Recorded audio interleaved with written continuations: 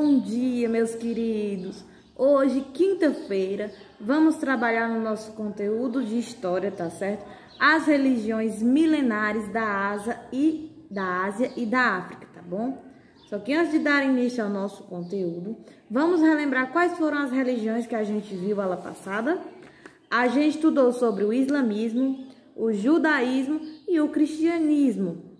São 3 tipos de religiões monoteístas que acreditam em quê? Em um único Deus, em um único Messias. E as religiões milenares que vamos estudar hoje, lá da Ásia e da África, algumas são politeístas, que cultuam o quê? Vários deuses, tá certo? A nossa primeira religião que a gente vai falar hoje é sobre o hinduísmo. O hinduísmo, ela é uma religião lá do Oriente Médio, tá certo? Que eles têm como livro sagrado a Vedas. Vedas que significa o que para os hinduístas? O que? Livros do conhecimento, livros dos saberes, nas quais estavam escritos todos os ensinamentos, a questão dos valores daquela religião. E ele se divide em 4 livros, tá certo? Também podemos dizer o quê? Sobre o hinduísmo, que eles acreditam em vários deuses, tá bom? Centenas de deuses, e um dos principais, nas quais, que é característica, que possui a cara de um elefante, ele é chamado Deus Nepal, tá certo? Essas são as características do hinduísmo.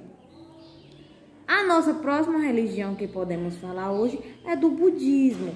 O budismo, ele não acredita em Deus, ele acredita no fundador da própria religião, que se chama Buda. Buda, ele era um homem que era considerado o quê? Um ser iluminado. Buda, a religião do budismo, eles não têm um livro sagrado para seguir a questão dos ensinamentos. Os ensinamentos repassados dessa religião, eles são feitos de forma oral, tá certo? Ou seja, de discípulo para discípulo, de forma oral. O Buda, uma característica típica dessa religião é que eles acreditam em reencarnação. Por quê eles acreditavam nisso?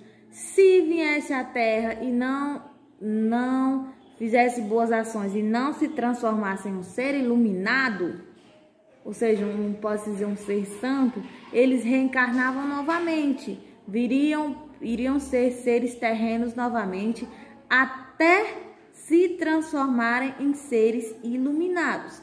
Essas eram as crenças do budismo. A nossa próxima religião tá aí, é o Orumbá, desculpa. Ela é uma religião lá da África, também é uma religião que está presente principalmente na Nigéria e em outros países.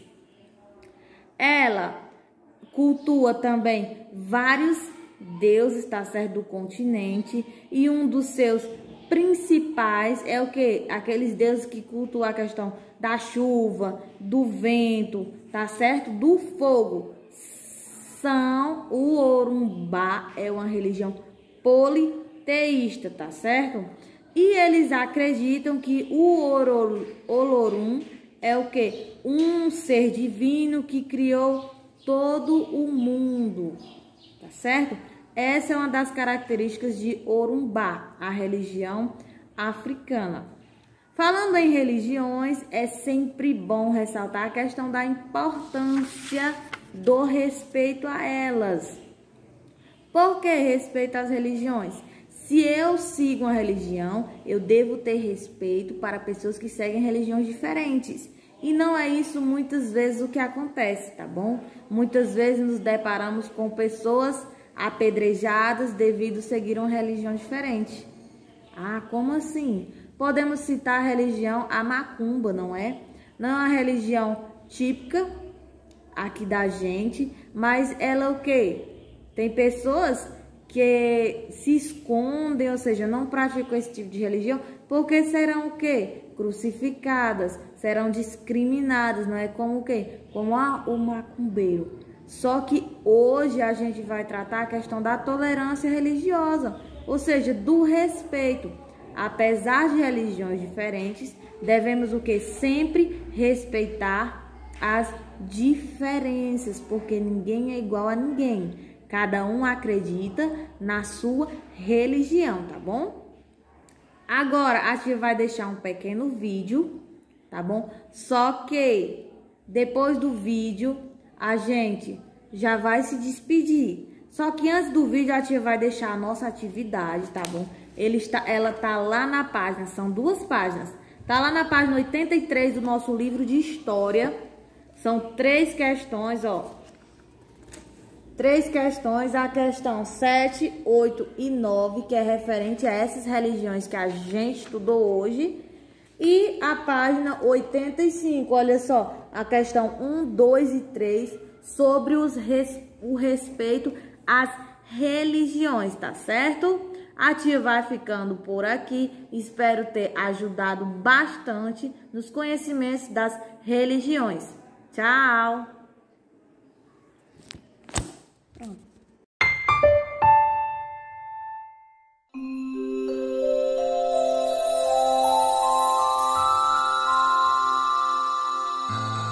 Depois de viver 29 anos no palácio de seu pai, Siddhartha Gautama conseguiu sair e acabou conhecendo de perto o sofrimento da grande maioria do povo.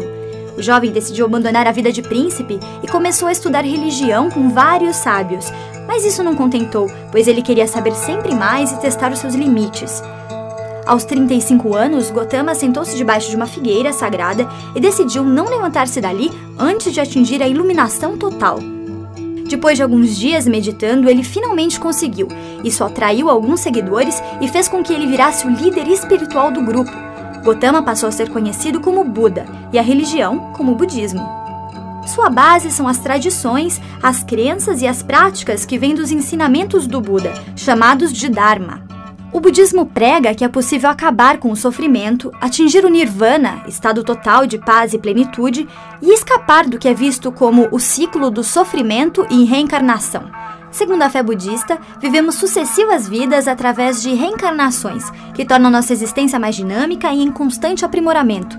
Não existe a alma eterna e imutável, nem a independência do resto do universo. O karma, segundo o budismo, é a lei de que, para cada ação, existe uma força equivalente no sentido contrário. Se a pessoa praticar um ato mal, será castigada com a mesma intensidade, e se causar o bem, será recompensada na mesma medida. O budismo é a 4ª maior religião do mundo, ficando atrás do hinduísmo, do islamismo e do cristianismo.